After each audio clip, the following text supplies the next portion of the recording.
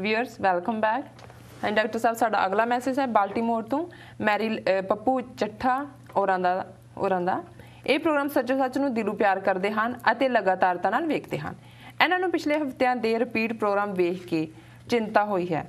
Professor Bhullar ਸੰਬੰਧੀ ਆਏ supreme court ਦੇ ਫੈਸਲੇ ਤੇ ਵੀ ਅਸੀਂ ਫੌਰਨ ਟਿੱਪਣੀ ਨਹੀਂ ਕੀਤੀ ਸੀ, ਭਾਵੇਂ ਬਾਅਦ ਵਿੱਚ ਵੇਰਵੇ ਨਾਲ ਦੱਸਿਆ ਸੀ। ਇਹਨਾਂ ਨੇ ਟੀਵੀ 84 ਨੂੰ ਸ਼ੁਭਕਾਮਨਾਵਾਂ ਦਿੱਤੀਆਂ। देखो ਚੱਠਾ ਪਰਿਵਾਰ ਸਾਡੇ ਨਾਲ ਪਿਛਲੇ 20 ਸਾਲ ਤੋਂ ਮੋਢੇ ਨਾਲ ਮੋਢਾ ਲਾ ਕੇ ਤੁਰਿਆ ਪਰਿਵਾਰ ਹੈ। ਇਹ ਉਸ ਪਰਿਵਾਰ ਦੇ ਛੋਟੇ ਫਰਜ਼ੰਦ ਨੇ ਜੀ। ਪੜ੍ਹਨ ਦਾ ਸ਼ੌਕ ਹੈ, ਕਿਤਾਬਾਂ ਵੀ ਬਹੁਤ ਪੜ੍ਹਦੇ ਨੇ, ਪ੍ਰੋਗਰਾਮ ਵੀ ਦੇਖਦੇ ਨੇ ਜੀ, ਔਰ ਇਸ ਪ੍ਰੋਗਰਾਮ ਨੂੰ ਬੜੀ ਲਗਾਤਾਰਤਾ ਨਾਲ ਦੇਖਦੇ ਨੇ ਜੀ। ਸੋ ਜਦੋਂ ਅਸੀਂ ਕੁਛ ਦਿਨ ਜਿਹੜਾ ਗੈਰ ਹਾਜ਼ਰ ਰਹੇ, ਸੋ ਰਿਪੀਟ ਪ੍ਰੋਗਰਾਮ ਚੱਲਿਆ ਤੇ ਇਹਨਾਂ ਨੂੰ ਫਿਕਰ ਹੋਇਆ ਵੀ ਕਿਉਂ ਰਿਪੀਟ ਕਿਉਂ ਆ ਰਿਹਾ। ਸੋ ਇਹਨਾਂ ਨੇ ਕਾਲ ਕੀਤੀ। ਮੈਂ ਕੈਲੀਫੋਰਨੀਆ ਸੀ ਉਸ ਵੀਕਐਂਡ ਜੀ। ਉਸ ਤੋਂ ਬਾਅਦ ਕਿਉਂਕਿ ਅਸੀਂ ਪ੍ਰੋਫੈਸਰ ਭੁੱਲਰ ਦੇ ਮੁੱਦੇ ਨੂੰ ਹੀ ਹਾਈਲਾਈਟ ਕੀਤਾ ਜੀ ਤੇ ਮੈਂ ਮੈਂਸ਼ਨ ਨਹੀਂ ਕਰ ਸਕਿਆ ਜੀ। ਸੋ ਇਹਨਾਂ ਦਾ ਅਸੀਂ ਬਹੁਤ ਬਹੁਤ ਧੰਨਵਾਦ ਕਰਦੇ ਹਾਂ ਕਿ ਪ੍ਰੋਗਰਾਮ ਦੇਖਦੇ ਨੇ ਔਰ ਇਸ ਬਾਰੇ ਆਪਣਾ ਕਮੈਂਟ ਵੀ ਦਿੰਦੇ ਨੇ ਜੀ। ਔਰ ਇਹਦੇ 'ਚ ਕੋਈ ਸ਼ੱਕ ਨਹੀਂ ਹੈ ਕਿ ਫਰਾਈਡੇ ਪ੍ਰੋਫੈਸਰ ਭੁੱਲਰ ਦੇ ਕੇਸ ਦਾ ਫੈਸਲਾ ਆਇਆ ਸੀ ਬੀਤੇ ਫਰਾਈਡੇ ਜੀ।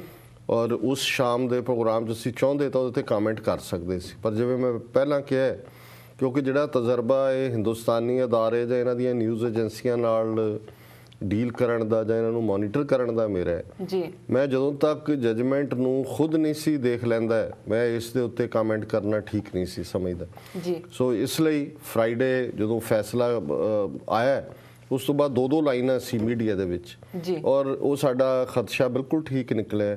ਜਦੋਂ ਜਜਮੈਂਟ ਦੀ ਕਾਪੀ ਸਾਡੇ ਕੋਲ ਆਈ ਮੰਡੇ ਦੇ ਪ੍ਰੋਗਰਾਮ 'ਚ ਅਸੀਂ ਉਸ ਦਾ ਜ਼ਿਕਰ ਕੀਤਾ ਤੇ ਉਹ ਜਿਹੜਾ ਸੀ ਕਿ ਜੀ ਉਹਨਾਂ ਦੀ ਸਿਹਤ ਨੂੰ ਮੱਦੇਨਜ਼ਰ ਰੱਖਦੇ ਆ ਅਦਾਲਤ ਨੇ ਕਿਹਾ ਹੈ ਕਿ ਜੀ ਬਾਅਦ 'ਚ ਦਿੱਤੀ ਜਾਏ, ਫਾਂਸੀ ਨਾ ਦਿੱਤੀ ਜਾਏ, ਉਹ ਸਭ ਗਲਤ ਮਿਸ ਇਨਫੋਰਮੇਸ਼ਨ ਸੀ।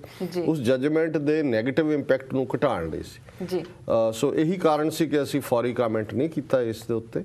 ਸੋ ਮੇਰਾ ਖਿਆਲ ਹੈ ਵੀ ਭਵਿੱਖ ਦੇ ਵਿੱਚ ਵੀ ਜਿਹੜੇ ਖਾਸ ਤੌਰ ਤੇ ਸੈਂਸਿਟਿਵ ਮੁੱਦੇ ਨੇ, ਸੰਵੇਦਨਸ਼ੀਲ ਮੁੱਦੇ ਨੇ, ਉਹਨਾਂ 'ਚ ਜਦੋਂ ਤੱਕ ਅਸੀਂ ਰਿਸੋਰਸ ਤੱਕ ਜਾਂ ਟੂ ਦਾ ਸੋਰਸ ਸਾਡੀ ਪਹੁੰਚ ਨਹੀਂ ਹੋਏਗੀ, ਅਸੀਂ ਜਲਦਬਾਜ਼ੀ 'ਚ ਟਿੱਪਣੀ ਨਹੀਂ ਕਰਾਂਗੇ ਜੀ। ਡਾਕਟਰ ਸਾਹਿਬ ਇਹ ਮੈਸੇਜ ਵਰਜੀਨੀਆ ਤੋਂ ਸਰਦਾਰ ਪਰਮਜੀਤ ਸਿੰਘ ਜੀ ਦਾ ਹੈ। ਇਹਨਾਂ ਦਾ ਸਵਾਲ ਹੈ, ਜਦੋਂ ਸਾਡੇ ਗੁਰੂਆਂ ਨੇ ਹਰ ਸਿੱਖ ਲਈ ਸ਼ਸਤਰਧਾਰੀ ਹੋਣਾ ਜ਼ਰੂਰੀ ਕਰਾਰ ਦਿੱਤਾ ਹੈ, ਫਿਰ ਵੀ ਕੁਝ ਸਿੱਖ ਅਮਰੀਕਾ ਵਿੱਚ ਹਥਿਆਰਾਂ ਸੰਬੰਧੀ ਕਿਉਂ ਸਖਤ ਕਾਨੂੰਨ ਬਣਾਉਣ ਦੀ ਵਕਾਲਤ ਕਰ ਰਹੇ ਹਨ?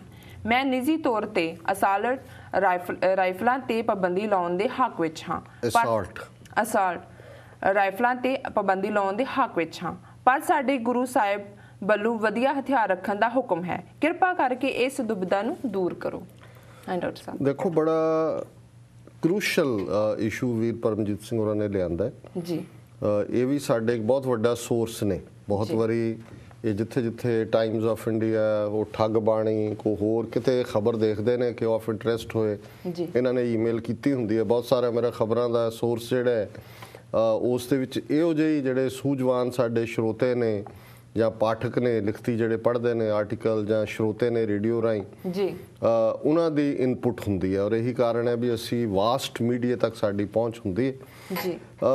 ਜਿਹੜਾ ਇਹਨਾਂ ਨੇ ਬੇਸ਼ੱਕ ਬੜੀ ਬਰੀਫ ਈਮੇਲ ਲਿਖੀ ਹੈ, ਪਰ ਉਹਦੇ 'ਚ ਇੰਨਾ ਕ੍ਰੂਸ਼ਲ ਔਰ ਇੰਨਾ ਲੰਬੀ ਡਿਸਕਸ਼ਨ ਵਾਲਾ ਇਹ ਸਵਾਲ ਹੈ ਕਿ ਸ਼ਾਇਦ ਇਹਦੇ ਨਾਲ ਅਸੀਂ ਇੰਨਾ ਜਸਟਿਸ ਨਾ ਕਰ ਸਕੀਏ। ਪਰ ਇਨ ਬਰੀਫ ਇਹ ਇਸ਼ੂ ਬਿਲਕੁਲ ਠੀਕ ਹੈ ਕਿ ਇੱਕ ਪਾਸੇ ਅਸੀਂ ਆਪਣੇ ਗਲ 'ਚ ਕਿਰਪਾਨ ਪਾਈ ਹੋਈ ਹੈ ਜੀ। ਹੁਣ ਕਿਰਪਾਨ ਨੂੰ ਕਹੀ ਜਾਓ ਜੀ ਇਹ ਸਿੰਬਲ ਹੈ ਜੀ, ਇਹ ਧਾਰਮਿਕ ਚਿੰਨ੍ਹ ਹੈ ਜੀ, ਇਹ ਫਲਾਣਾ ਹੈ ਜੀ, ਇਹ ਹਥਿਆਰ ਹੈ ਜੀ। ਰੱਖਣ ਦੇ ਲਈ ਕਾਹਦੇ ਲਈ ਹੈ? ਆਪਣੇ ਡਿਫੈਂਸ ਲਈ ਹੈ, ਜ਼ੁਲਮ ਦੀ ਜੜ ਪੁੱਟਣ ਲਈ ਹੈ, ਦੁਸ਼ਟ ਨੂੰ ਸੋਧਾ ਲਾਉਣ ਲਈ ਹੈ ਜੀ। ਇਹ ਕੋਈ ਜਨੇਊ ਤਾਂ ਨਹੀਂ ਹੈ ਜੀ। ਔਰ ਫਿਰ ਇਹ ਸੰਤ ਜਰਨੈਲ ਸਿੰਘ ਖਾਲਸਾ ਪਿੰਡਰਾਂ ਵਾਲੇ ਵੀ ਇਹ ਸ਼ਬਦ ਕਹਿੰਦੇ ਸਨ ਕਿ ਵੀ ਕੀ ਸਾਡੇ ਪਿਤਾ ਗੁਰੂ ਗੋਬਿੰਦ ਸਿੰਘ ਜੀ ਨੇ ਔਰੰਗਜ਼ੇਬ ਤੋਂ ਲਾਇਸੈਂਸ ਲਿਆ ਸੀ ਵੀ ਕਿਹੜੇ ਹਥਿਆਰ ਰੱਖਣੇ ਨੇ? ਗੁਰੂ ਸਾਹਿਬ ਦਾ ਤਾਂ ਹੁਕਮ ਸੀ ਵੀ ਜਿੰਨੇ ਸ਼ਸਤਰ ਚੁੱਕੇ ਜਾਂਦੇ ਨੇ ਚੁੱਕੋ ਜੀ।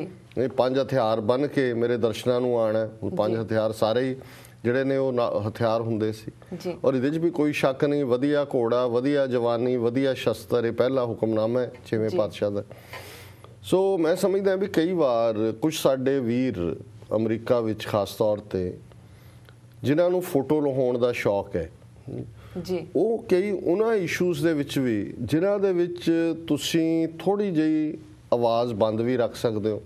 ਕੋਈ ਜ਼ਰੂਰੀ ਨਹੀਂ ਵੀ ਹਰ ਇਸ਼ੂ ਤੇ ਅਸੀਂ ਕੁਛ ਨਾ ਕੁਛ ਕਹਿਣਾ ਹੀ ਹੈ ਜੀ। ਹੁਣ ਜੇ ਹੋਮੋਸੈਕਸ਼ੁਅਲਿਟੀ ਜਾਂ ਲੈਸਬੀਨਿਜ਼ਮ ਦੀ ਗੱਲ ਹੈ, ਐਬੋਰਸ਼ਨ ਫॉर ਜਾਂ ਅਗੇਂਸਟ ਦੀ ਗੱਲ ਹੈ, ਜਾਂ ਜਿਵੇਂ ਹੁਣ ਗਨ ਕੰਟਰੋਲ ਦੀ ਗੱਲ ਹੈ। ਹੁਣ ਇਹ ਐਸੇ ਇਸ਼ੂ ਨੇ ਜਿਨ੍ਹਾਂ ਦੇ ਵਿੱਚ ਕੌਮ ਦੇ ਵਿੱਚ ਪਹਿਲਾਂ ਫਾਰਮਲ ਡਿਬੇਟ ਕੰਸੈਂਸਸ ਹੋਣੀ ਚਾਹੀਦੀ ਹੈ ਬਿਫੋਰ ਅਸੀਂ ਆਪਣੀ ਪੋਜੀਸ਼ਨ ਲਈਏ ਇਹਦੇ ਤੇ। ਕੋਈ ਇੰਡੀਵਿਜੂਅਲ ਕੋਈ ਇੱਧਰ ਕਹਿ ਰਿਹਾ, ਕੋਈ ਉੱਧਰ ਕਹਿ ਰਿਹਾ। ਸੋ ਉਹਦੇ 'ਚ ਜਿਹੜੀ ਗੱਲ ਸਿੱਧੇ ਤੌਰ ਤੇ ਸਾਡੇ ਹਿੱਤਾਂ ਨੂੰ ਪ੍ਰਭਾਵਿਤ ਨਹੀਂ ਕਰਦੀ ਪਹਿਲੀ ਸਟੇਜ ਤੇ, ਉਹਦੇ 'ਚ ਜਦੋਂ ਤੱਕ ਕੌਮੀ ਕੰਸੈਂਸਸ ਨਹੀਂ ਬਣਦੀ, ਉਹਦੇ ਕੋਲੋਂ ਬਿਹਤਰ ਹੁੰਦਾ ਵੀ ਅਸੀਂ ਉਸ ਬਾਰੇ ਕੋਈ ਪਬਲਿਕ ਸਟੇਟਮੈਂਟ ਨਾ ਦਈਏ। ਸੋ ਇਹਨਾਂ ਨੇ ਵੀ ਉਸੇ ਕਿਸੇ ਸਿਚੁਏਸ਼ਨ ਨੂੰ ਰਿਐਕਟ ਕੀਤਾ ਜਿਹਦੇ 'ਚ ਕੁਛ ਨੇ ਕਿਹਾ ਜੀ ਹੈ, ਕਿਉਂਕਿ ਨਾਲ ਹੀ ਜਦੋਂ ਇੱਕ ਪਾਸੇ ਇਹ ਆਇਆ ਕਿ ਜੀ ਅਸੀਂ ਸਖਤ ਗਨ ਕੰਟਰੋਲ ਚਾਹੁੰਦੇ ਹਾਂ, ਇੱਕ ਕਾਕੇਸ਼ੀਅਨ ਸਿੱਖ, ਗੋਰਾ ਸਿੱਖ ਜਿਹੜਾ ਹੈ, ਉਸ ਦਾ ਲੰਬਾ ਚੌੜਾ ਆਰਟੀਕਲ ਆ ਗਿਆ, ਉਹ ਰਿਪਬਲਿਕਨ ਹੈ, ਉਹਨੇ ਐਡਵੋਕੇਸੀ ਕੀਤੀ ਕਿ ਜੀ ਅਸੀਂ ਤਾਂ, ਸਾਡੇ ਤਾਂ ਗੁਰੂਆਂ ਦੀ ਆਈਡੀਓਲੋਜੀ ਇਹ ਹੈ ਕਿ ਵੱਧ ਤੋਂ ਵੱਧ ਹਥਿਆਰ ਰੱਖਣੇ ਨੇ, ਔਰ ਇਹ ਜਿਹੜੇ ਸਾਡੇ ਹਥਿਆਰਾਂ ਤੇ ਕਰਬ ਕਰ ਰਹੇ ਨੇ ਤਾਂ ਸਾਡੀ ਸੁਰੱਖਿਆ ਨੂੰ ਖਤਰਾ ਨੇ, ਅਸੀਂ ਤਾਂ ਸਿੱਖ ਦੇ ਨਾਤੇ ਇਸ ਰਾਈਟ। ਸੋ ਅਸੀਂ ਕਿਉਂ, ਅਮਰੀਕਨ ਸੁਸਾਇਟੀ 'ਚ ਇੱਕ ਵੱਖਰੀ ਡਿਬੇਟ ਹੈ, ਅਸੀਂ ਵੀ ਅਮਰੀਕਨ ਦੇ ਨਾਤੇ ਆਪਣੀ ਇਨਪੁਟ ਦੇ ਸਕਦੇ ਹਾਂ, ਪਰ ਕੰਸੈਂਸਸ ਡਿਵੈਲਪ ਕਰਕੇ। ਬਾਕੀ ਜਿਵੇਂ ਇਹਨਾਂ ਨੇ ਕਿਹਾ ਕਿ ਵੀ ਕੰਟਰੋਲ ਜਿਹੜਾ ਕੁਛ ਜਿਹੜੇ ਖਤਰਨਾਕ ਹਥਿਆਰ ਨੇ ਉਹਨਾਂ ਦੇ ਉੱਤੇ, ਦੇਖੋ ਸਿਧਾਂਤਕ ਪੋਜੀਸ਼ਨ ਤਾਂ ਸਾਡੀ ਇਹੀ ਰਹੇਗੀ ਕਿ ਕਿਰਪਾਨ ਅਸੀਂ ਗਲ 'ਚ ਪਾਈ ਹੋਈ ਹੈ। ਫਰੀडम ਦਾ ਪਹਿਲਾ ਚਿੰਨ੍ਹ ਜਿਹੜਾ, ਹੁਣ ਜਦੋਂ ਤੁਹਾਨੂੰ ਕੋਈ ਕੌਪ ਫੜਦਾ ਹੈ, ਅਰੈਸਟ ਕਰਦਾ ਹੈ, ਸਭ ਤੋਂ ਪਹਿਲਾਂ ਕੀ ਕਰਦਾ, ਪੁੱਠਾ ਪਾ ਕੇ ਪੁੱਠੇ ਬਾਹਾਂ ਕਰਾ ਕੇ ਉਹ ਤੁਹਾਨੂੰ ਡਿਸਆਰਮ ਕਰਦਾ। ਸੋ ਜਿਹੜੀਆਂ ਆਰਮਸ ਨੇ ਇਹ ਤੁਹਾਡੀ ਸੋਵਰਨਿਟੀ, ਤੁਹਾਡੀ ਫਰੀडम ਦੀ ਗੱਲ ਹੈ।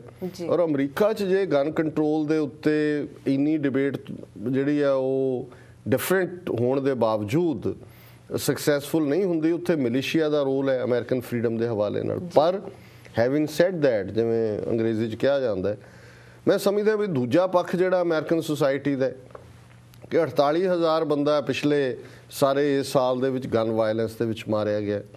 ਸਕੂਲ ਹੋਏ, ਗੁਰਦੁਆਰਾ ਹੋਏ, ਥੀਏਟਰ ਹੋਏ।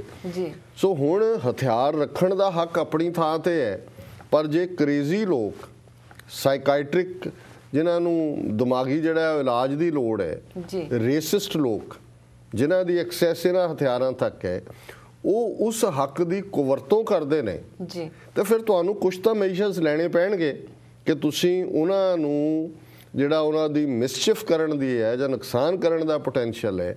ਤੁਸੀਂ ਕ੍ਰੇਜ਼ੀ, ਹੁਣ ਕੁੱਤਾ ਹੈ, ਕੁੱਤਾ ਜਦੋਂ ਹਲਕ ਜਾਂਦਾ ਹੈ, ਬੇਸ਼ੱਕ ਕੁੱਤਾ ਐਨੀਮਲ ਹੈ, ਤੁਹਾਡੇ ਵਿੱਚ ਦਇਆ ਹੋਣੀ ਚਾਹੀਦੀ ਹੈ ਐਨੀਮਲਸ ਲਈ, ਪਰ ਤੁਸੀਂ ਉਹਨੂੰ ਪੁੱਟ ਟੂ ਸਲੀਪ ਕਰ ਦਿੰਦੇ ਹੋ, ਉਹਨੂੰ ਸਵਾ ਦਿੰਦੇ ਹੋ ਕਿਉਂਕਿ ਹੋਰ ਨਾ ਕਿਸੇ ਨੂੰ ਵੱਢੇ।